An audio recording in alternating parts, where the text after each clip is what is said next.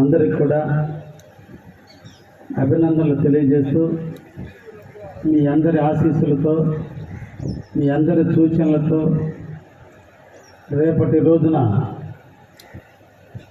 Telugu Desam Janasena BJP front అభ్యర్థి అయిన నేను తెలుగుదేశం పార్టీ తరఫున సైకిల్ గుర్తుపైన రేపటి రోజున కావలి ఆర్డీఓ ఆఫీసులోని ఆర్ఓ ముందు నామినేషన్ పత్రాలను దాఖలు చేస్తున్నాం.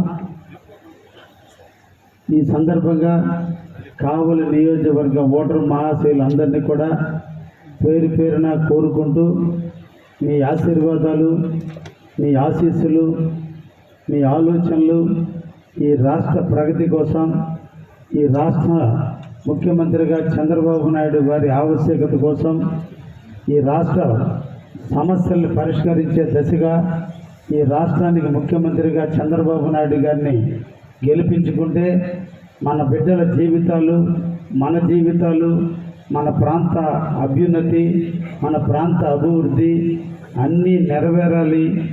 అది జరగాలంటే బాబును ముఖ్యమంత్రిగా చేసుకోవాలని ఆ సందర్భంలో రేపటి రోజున నన్ను కూడా బలపరిచి కావలి నియోజకవర్గ తెలుగుదేశం అభ్యర్థి నన్ను మంచి మెజార్టీతో గెలిపించండి అని కావలి నియోజకవర్గ ప్రజలందరినీ కూడా పేరు పేరున కోరుకుంటూ రేపటి రోజు నా నామినేషన్ నా జీవితంలో తొలి ఘట్టం తెలుగుదేశం అభ్యర్థి అయినటువంటి నన్ను కావలి నియోజకవర్గం తరఫున పోటీ చేస్తున్నటువంటి తొలి ఘట్టంలో రేపు నామినేషన్ పత్రాలను దాఖలు చేయడం జరుగుతుంది.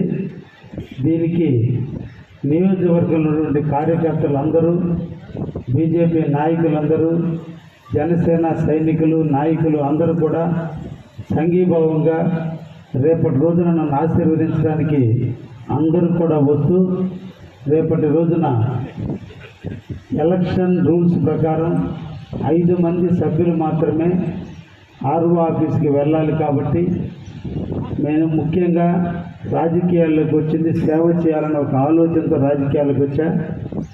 నిదారంభరంగా ఉండాలని రాజకీయాల్లోకి వచ్చా. అంగులు ఆర్పాటాలతో రాజకీయాలు చేయాలన్న ఆలోచన నాకు లేదు. కాబట్టి నేను చెప్పే మాట చేసే విధానం ఒకటిగానే ఉండాలన్న ఆలోచనతో నేను నామినేషన్ కూడా నిదారంభరంగా వేయాలి.